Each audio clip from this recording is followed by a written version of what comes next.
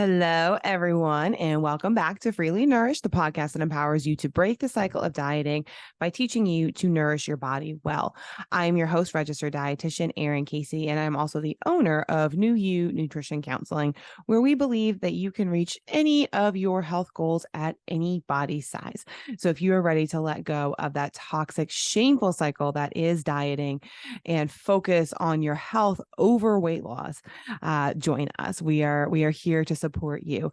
I will link my website below as I always do. But we have lots of options now for you to get involved as we are growing. We have, of course, one-on-one counseling, which, the pricing and information for all of that is on the website. But if you're looking for something a little bit cheaper or maybe just even a little less intensive, you just want kind of a little bit more support as you kind of navigate your own anti-diet journey. The Cauldron is a really good place for you to start. It is our monthly group membership plan. Plans are cheap right now because we are kind of closing in on the end of 2023, but they will go up at the beginning of 2024. So I always tell people, like, get it now, and you will reap the benefits of basically almost a year's worth of programming for half the price, and then it's going to go up next year. What's included in that is just a monthly group call to where you can kind of just chat with other like-minded folks. I'm on the call obviously as well. You also have an opportunity to interact with people via a private Facebook group. And then you kind of just get routine messaging and things like that from me as well. So if that is of interest to you, of course, that will be linked below as well. And we invite you to join us. So today, what I wanted to talk about is something that it was kind of breaking news. At this point, as the time I'm recording this, it's July 2023, and I think this came out about a month ago. But it just kind of, as life is busy, it took me some time to kind of collect my thoughts and kind of wrap my head around what I wanted to say about this. But what we're talking about is the AMA, or the American Medical Association, and the statement or a policy that they put out about a month ago. I don't want to say condemning the BMI as a metric of health, but it's kind of strongly encouraging professionals to utilize other measures in conjunction. I think for those of us who work in kind of this anti-diet space, the statement itself was not particularly strongly worded, and I wouldn't say it was inaccurate, but it certainly didn't speak to the gravity and the full nature of the problem. That said, it's a really, really big first step. So I think it's really good to it's good to hear that this is being talked about at this level, and we'll kind of run through today a little bit of kind of what that means, what it's going to mean going forward, and things of that nature. But it's, for me, it's a step. It's a small step, but we'll take any steps we can get at this point. So what is it, right? So what the heck am I talking about if you're not aware? So I want to start first by just kind of talking about what the American Medical Association is, and kind of more importantly, what it's not, because I think there's a little bit of confusion around this, that people think the American Medical Association is some type of like regulatory policy creating body, and it's not. It is just an associate. It's exactly what it sounds like. It's an association of medical professionals. Pretty much most doctors that I know, regardless of their field of specialty, and we'll kind of get to why that's important in a minute. Most doctors that I know are a member of the American Medical Association. A lot of medical students are a member of the American Medical Association. It's a professional organization. They do lobby for policy changes and things like that. Most fields certainly of healthcare, and I would imagine most professions in general, kind of have their own variety of lobbyist groups. But for medicine, it's the American Medical Association, and they kind of lobby for like the big picture things. So things, just kind of, for example, things like vaccine schedules is something that they kind of tend to get involved in, or screening for HIV at blood donations, things like that. Kind of, the larger scale kind of public health almost type of things is where they tend to lobby. And then they also lobby for the benefit of physicians. And I think, again, I think there's a lot of misunderstanding out there about doctors and kind of how much money they actually make and things like that. And sure, there are certain doctors who do make, like, more money than anybody needs to, but by and large, we're talking about a group of people who are taking on quite literally hundreds of thousands of dollars worth of debt. I mean, you can barely graduate medical school alone without at least $250,000 in debt, and that's not even including things like your internship, your residency, et cetera, where you are potentially making money but making very, very little relative to the cost of the training.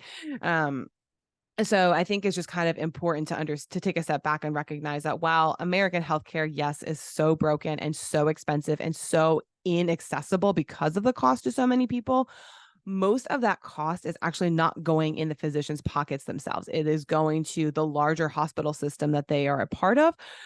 Or even if they're in private practice, you may be, for example, pay a doctor, $150 for 15, 20 minutes of their time, but that $150 gets divided between like their overhead costs to keep the practice open, nurses, assistants, et cetera, for that same time period.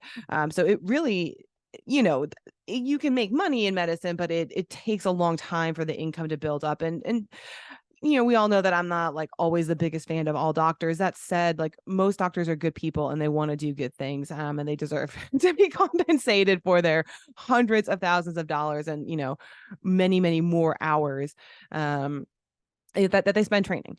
So that's another big thing that the American Medical Association does. So I just wanted to clarify that it's a lobbying group, but they don't in and of themselves create policies or even really put out that many recommendations. They may, and in this case, they did put out a recommendation out with the BMI, but even that, I would say they're kind of like the 20,000-foot view, but most areas of medicine have kind of a specialty that they kind of go to. So for example, the American Association of Pediatric Physicians, they are the ones that are kind of much more, they're going to put out more policies. Again, it's just an association. They can't force anybody to do anything. But they're going to have, stronger recommendations about, pediatric or, child care. Same goes for gastroenterology or gynecology, obstetrics, et cetera. Like all of those kind of subspecialties have their own boards and their own associations that put out stronger recommendations and guidelines for their area of practice. So like, for example, the, American Heart Association has a lot of recommendations about, where your blood pressure should be, where your lipids should be. And they actually do change those metrics as data kind of comes in and we learn more about what they are and what they mean for health. So the American Medical Association it's a big body, but to be honest, until this, they're not really known for making policies or recommendations for practice. It's more of just kind of a collective group. So it is, to that end, it's even more exciting to kind of hear them come out and kind of on a clearer stance, kind of be like, look, it's kind of like the federal government versus the state government, if that makes sense. Even though like there really aren't any rules, they're just associations. It's kind of, the overarching, when the feds intervene, it's kind of like, states, you're not doing a very good job. But I think it's also important to recognize that whether it is the American Medical Association or the American Association of Pediatric Physicians or, gastroenterology, obstetrics, whatever the association, those are just associations. And I think it's important to understand that the way doctors practice, regardless of field, is to their discretion.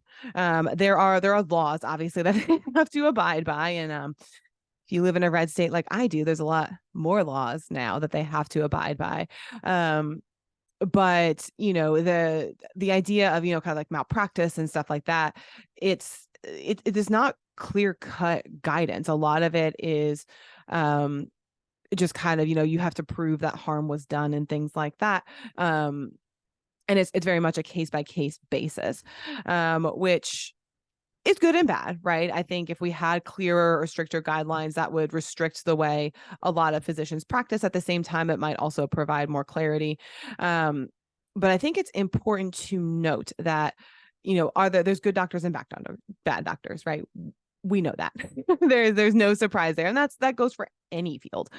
But when we are getting frustrated over things like the BMI being utilized so strongly, I think it's really important to also recognize that the other enemy in the room, who's kind of just sitting over in the corner, not saying a whole lot, is insurance. Um, in American society, insurance drives how healthcare is practiced. That is just the nature of it. Because basically, if the doctor or whoever cannot get paid for what they're doing, they're not going to do it. Similarly, if the patient's insurance is not going to pay for whatever they're wanting to have done, they likely don't have access to it, right? I mean, there are obviously exceptions to that. Some of us have, and when I say some of us, I don't mean myself. I mean, some people have access to, expendable income that they can spend on things like potentially cancer treatments and stuff like that that aren't available. Well, they're available, but they're not accessible to the rest of the public because insurance doesn't cover it. So I think it's really important to understand, this actually does come back into our BMI discussion, that the way physicians practice in America anyway is largely driven by what insurance will and will not pay for. And that is unfortunate. And it is really disturbing if you think about it, because insurance companies are for-profit entities. So they are trying to make a profit. They are trying to pay out the least amount of claims. They're trying to pay out the least amount of money and incur the least amount of cost. Even though they are taking, your money out of your paycheck every week or every other week or every month or whatever, they're trying to save a buck, and they're trying to turn a profit. And in my personal opinion, and I know many physicians who share this, health should never be something that's about profit. It should never be cost savings.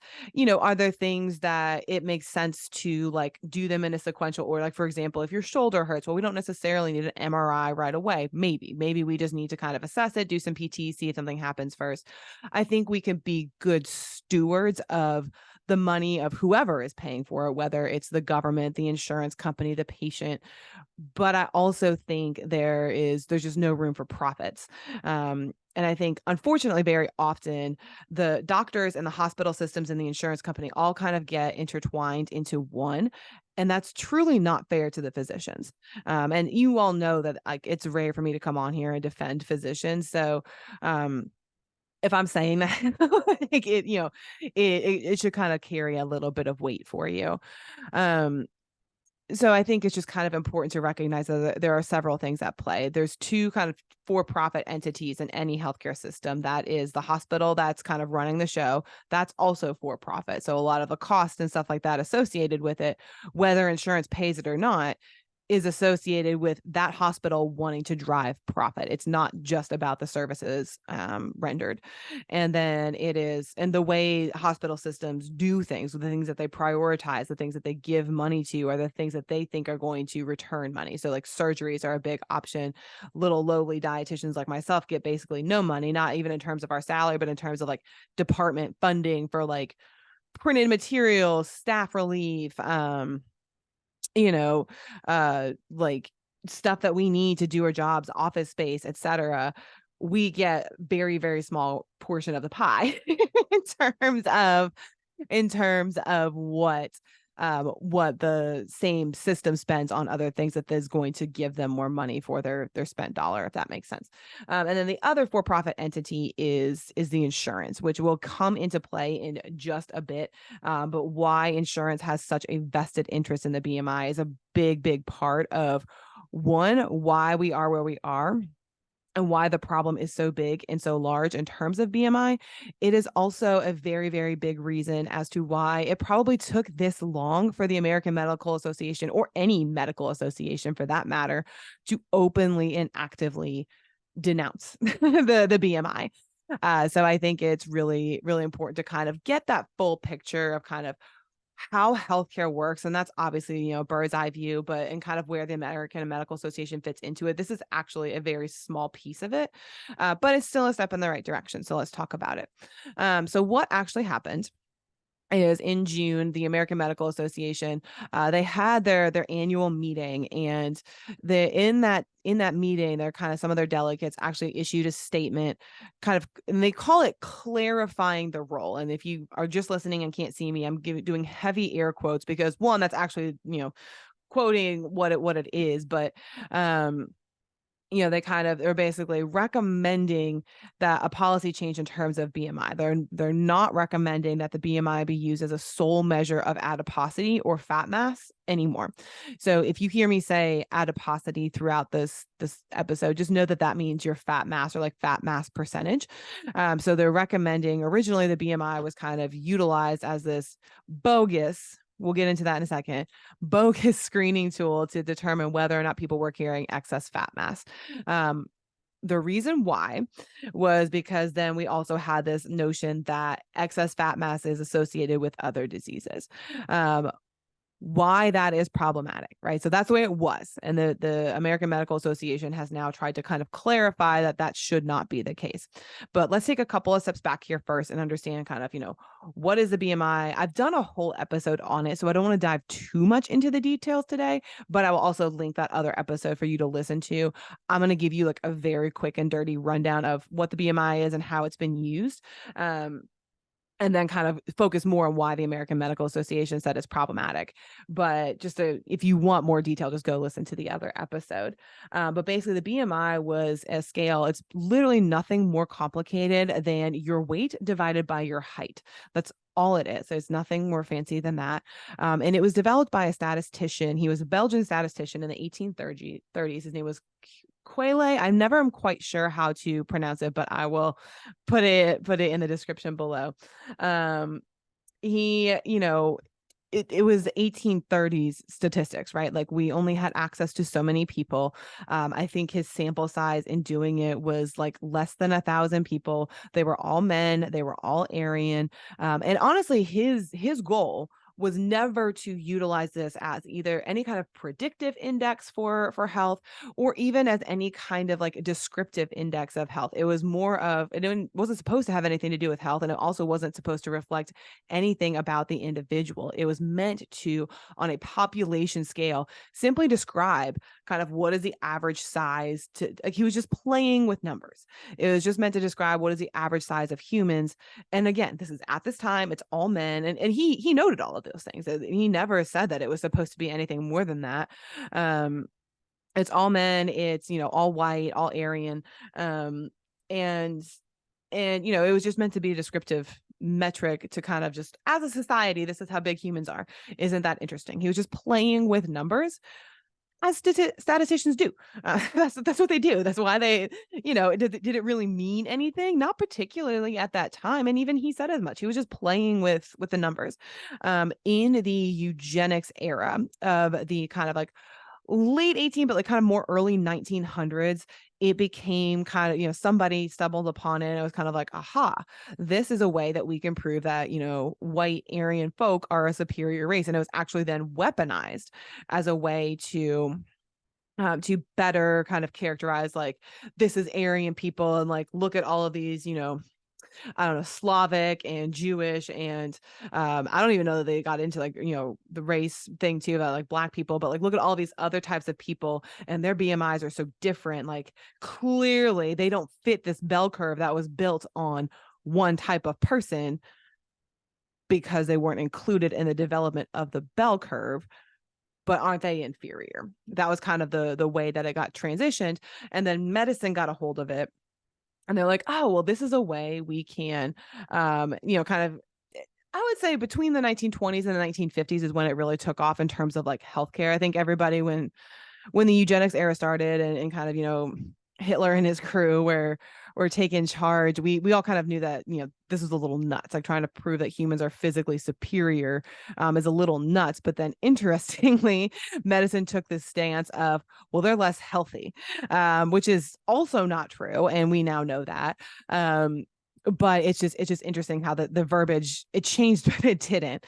So then kind of, throughout the 1930s through like really the 50s, we saw this uptick in cardiovascular events, and people were kind of desperately looking for a way to understand why, like, how did this happen? Why did this happen? At the time, blood panels like measuring your cholesterol and things like that weren't really commonplace. I actually don't know if the technology existed to have them done, but they certainly weren't done frequently. at that point, we're looking desperately for answers. So that's kind of when all of this research started correlating. And I want to be very clear, correlating. Correlation does not mean causation. And again, if you're not clear what that means, go back to that BMI episode. I talk about it a lot. The correlating kind of your body mass percent or your body fat percentage to, and I shouldn't even say your body fat percentage, correlating your BMI to your health. Turns out the real reason why people were having heart attacks is because everybody was fucking smoking. So that's kind of, since we've, and we knew smoking was bad. We learned that it was bad, but we also, like, everybody thinks smoking and lung cancer. They don't realize that it's like the number one predictor of heart disease, also the number one predictor of like renal failure and like multiple types of cancers, not just lung cancer. But that's kind of the message we've all been fed. So, I think it's just important to realize that, like, this thing never really had a whole lot of traction, but what we did see is statistically, higher BMI was correlated with higher rates of disease. What we didn't look at is what goes into a higher BMI. Unfortunately, a lot of medicine has surrounded itself with this narrative of, well, a higher BMI means that you're fatter, which again is not entirely true, but because you're fatter, that must just be your fault, or that must be the problem. And like, the solution is simple. You just lower your BMI, lower your weight. And it's not that simple. And that's kind of where the AMA finally kind of came through, is just like, it's it really doesn't, like, in terms of we now have data, because we now have the technology to truly measure body fat percentage. And what we have learned is that BMI does not predict that. It doesn't. In like an Aryan population, maybe, of men, maybe, but in the population as a whole, it doesn't predict it. People can have a high BMI and still have a low body fat percentage. Is it predictive in the extremes? Maybe. But what they kind of speak to is that there's a lot of other things that we can do that are going to be a lot more accurate at telling, is that person carrying excess body fat or not? Now, whether or not excess body fat is truly linked to disease is another area of debate. That is not really addressed in this most recent AMA statement. I have a lot to say about it, and I've kind of tipped in it on various episodes, but for the sake of this statement, they're still kind of assuming that having excess body fat puts you at greater risk for disease, which again, I do not agree with. But if we take that, even if we take that at their at its word, what they're basically saying is that there are a lot of other measures that are going to more accurately tell you how how much, if any, excess body fat a person is carrying. And they do go on to say that there's a lot of other, so things that they mentioned are, like an adiposity index, composition analysis, waist circumference, and kind of looking at things like genes and genetics and stuff like that. Basically what they say is that the BMI is a trash predictor of muscle mass or versus fat mass. It doesn't really tell us anything at all. They do go on to say a little bit about kind of the idea that, fat mass in and of itself should not be used as a sole like predictor for disease, but they don't get into that too much. The main point they're trying to make is that BMI does not predict fat mass. And they kind of, to an extent, still kind of say that, well, fat mass is probably still associated with disease, but that's it. But it's not a good predictor, or the BMI is not a good predictor of that. And I would make the argument, how do we, if the BMI is the only thing in research reality that we've used to associate fat mass and disease, and we now know that the BMI does not actually predict fat mass, how do we know that fat mass causes disease? We need to rethink literally everything. And it's just kind of, I think they're kind of trying to keep it surface level and not go down that rabbit hole. But everything we know about carrying excess fat, and I won't say everything we know, most of what we know about excess body weight or excess fat mass and disease was done using the BMI as a predictor of excess body fat.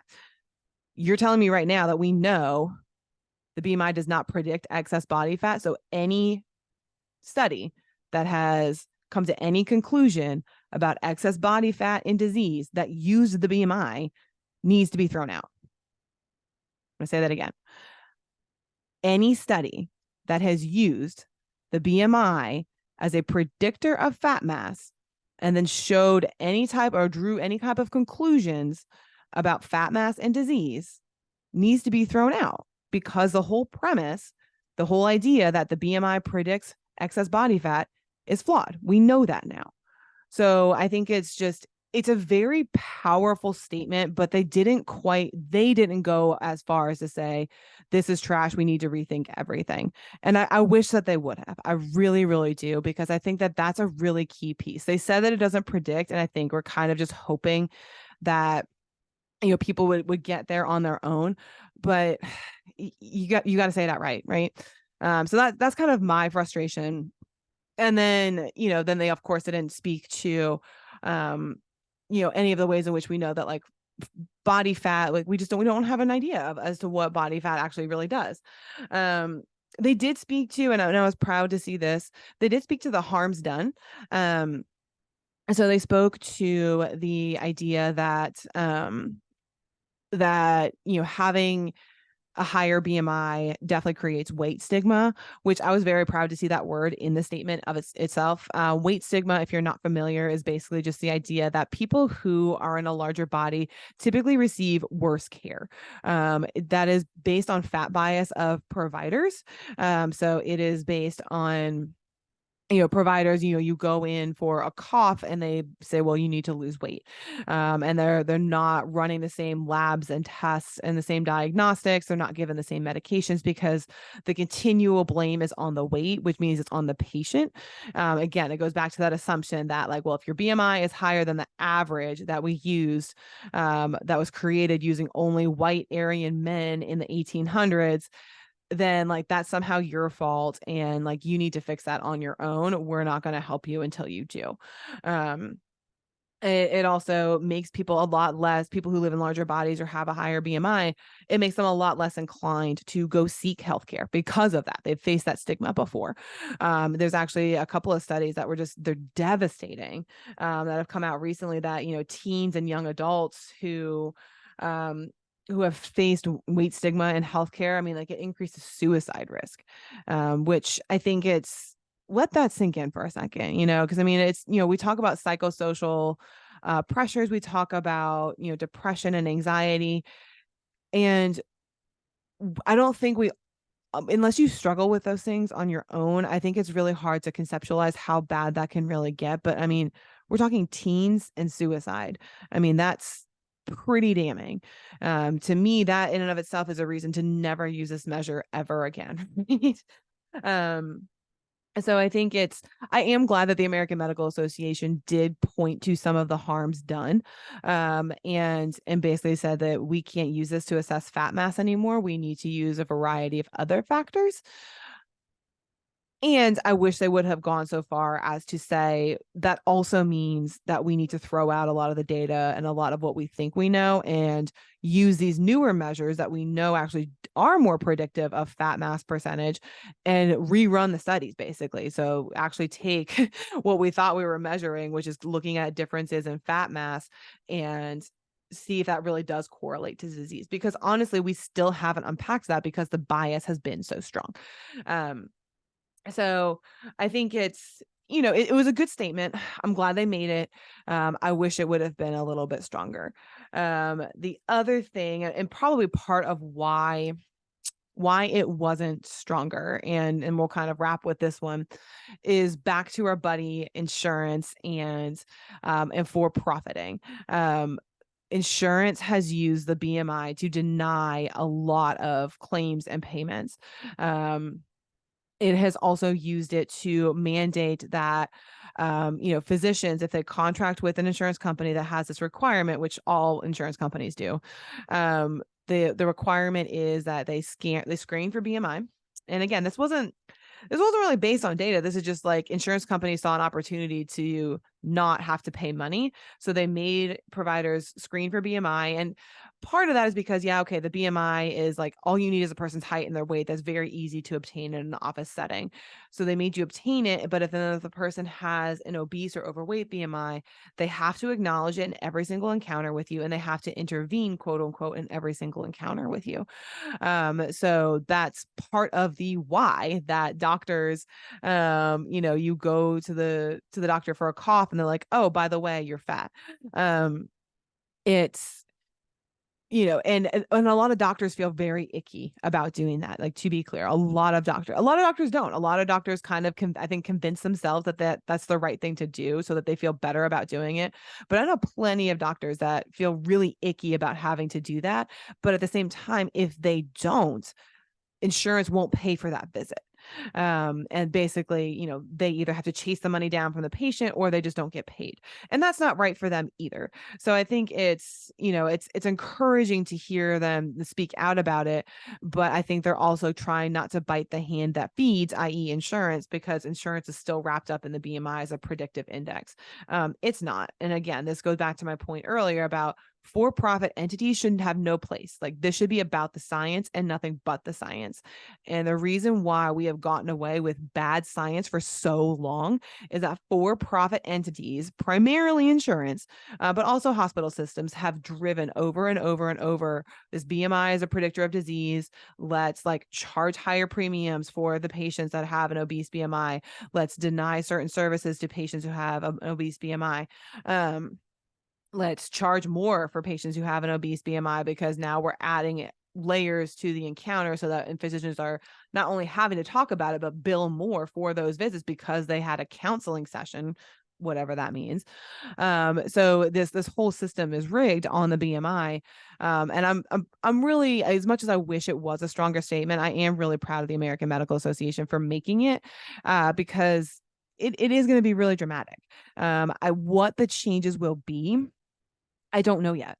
I don't know that any of us know yet. That's kind of the limitation of just a professional organization making a statement. They can't force anybody to practice in a certain way. They can't force insurance to change their policies.